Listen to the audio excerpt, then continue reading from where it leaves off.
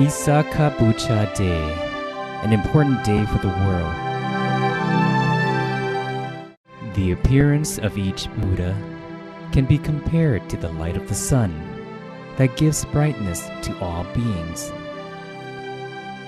The Lord Buddha appears for the happiness of all human beings as well as other living beings.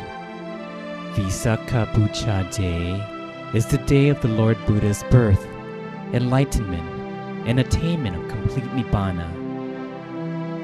It is the day when all devoted Buddhists recall the Lord Buddha's incomparable virtues and how he is our ideal role model in the pursuit of perfections.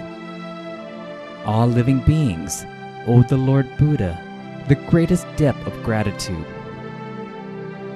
He had spent countless lifetimes pursuing his perfections so that he could eventually become enlightened on his own and could lead all beings, both human and celestial, to realize the Dhamma. As a bodhisattva, he had pursued his 10 perfections at all 3 levels by donating his wealth, his organs, as well as his life for countless times during the unimaginably long period of 20 asankhya's or incalculable eons and 100,000 kappas or eons. After his perfections were at the fullest extent, he was reborn as King Santusita and ruled over the Tusita realm. It was there that he waited for the right time to have his final rebirth. When the time was right, celestial beings, Brahma beings, and formless Brahma beings from 10,000 universes in the 3 realm spheres came together to beseech King Santusita to have his final rebirth in the human realm. King Santusita checked the 5 factors, which included the human world, the country, the lifespan of human beings at that time, the noblest social class that was considered to be born in, and the lady to be the mother to the Buddha. Having checked all 5 factors, our Bodhisattva saw that he would be reborn in the Jampu world, in the centermost country, during the time where the human lifespan was 100 years, and to a royal family, with Queen Silit Mahamaya as his mother. Having agreed to the request, he resolved to be reborn in the Jampu world. His birth, 80 years before the Buddhist era, at Lumpini Grove, between the kingdoms of Kapilavastu and Devadaha, on the full moon day of the 6th lunar month, the physical form of the Lord Buddha appeared in the Jampu world, or earth.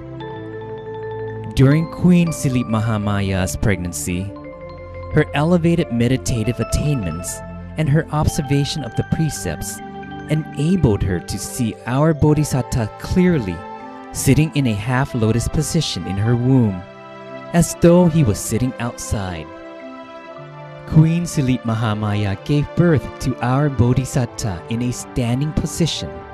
He was born with his feet coming out first. As soon as his feet touched the ground, he could stand and walk immediately, which is a supernormal incident that rarely occurs.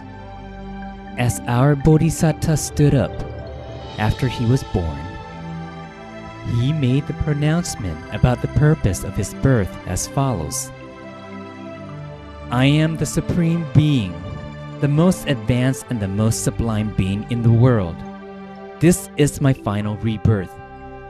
During our Bodhisattva's birth, there appeared a great brightness that spread as far as 10,000 universes.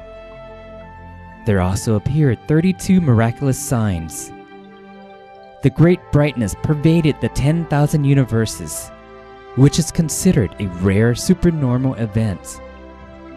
When our Bodhisattva grew up, he saw the 4 divine signs as represented by the aged, the sick, the dead, and the monk. He was reminded that he had to choose monkhood because it was the best lifestyle to work towards the way out of suffering.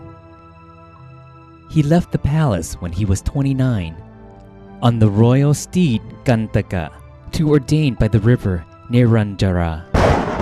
His enlightenment, it took place on the full moon day of the 6th lunar month. After having practiced perseverance for 6 long years, finally, one day, beneath the Bodhi tree, our Bodhisattva sat in a half-lotus position. Although lightning struck 100 times, he was not at all distracted. On the contrary, he vowed that, "My blood and flesh can dry up, leaving only skin, tendons, and bones. As long as I cannot attain enlightenment as the Buddha, I shall not leave this seat, but will continue to sit in meditation until the most elevated meditative attainments can be achieved." Our Bodhisattva's determination caused the evil Mara chief and the Mara spirit to stir. The evil Mara chief took over King Vasavati's body and forced him to be the celestial Mara and to perform his evil work for him along with the Mara troops. Our Bodhisattva was not in the least perturbed. However, the evil Mara chief tried to threaten him. He continued to keep his mind still and quiet and finally defeated the evil Mara chief as a result of his perfections, which had been pursued to the fullest extent after countless lifetimes. The Mara troops became frightened and were fearful of the perfect man's power of merit. They eventually dispersed and left him alone. The perfect man considered the 12 parts of the law of causation. He considered them both forward and backward. The 10,000 universes trembled 12 times, and the vibration reached as far as the subterranean water. He became enlightened as the Lord Buddha at dawn the next day. After attaining enlightenment, the Lord Buddha, with his deep compassion, taught his enlightened knowledge to all beings so that they too could realize the Dhamma.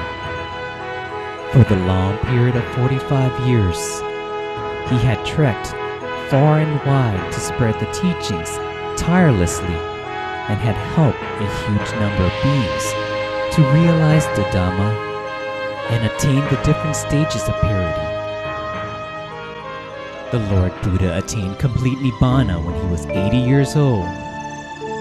Attaining complete Nibbana on the full moon day of the 6th lunar month, 1 year before the Buddhist era, at the Salavin forest of Kusinara Kingdom, our Lord Buddha attained complete Nibbana.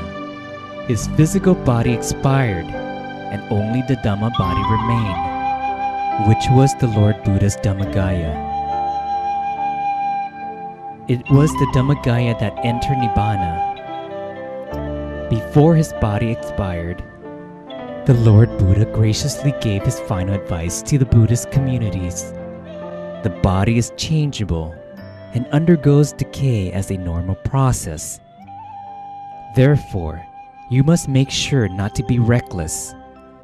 This is the abbreviated version of our Lord Buddha's birth, enlightenment, and attainment of complete Nibbana. Our Lord Buddha is our best role model. He has been the world's greatest teacher throughout the past and the present. Therefore, every full moon on the 15th of the 6th lunar month, which is also called Visakha Puja Day, is the day of the Lord Buddha's birth, enlightenment, and attainment of complete Nibbana.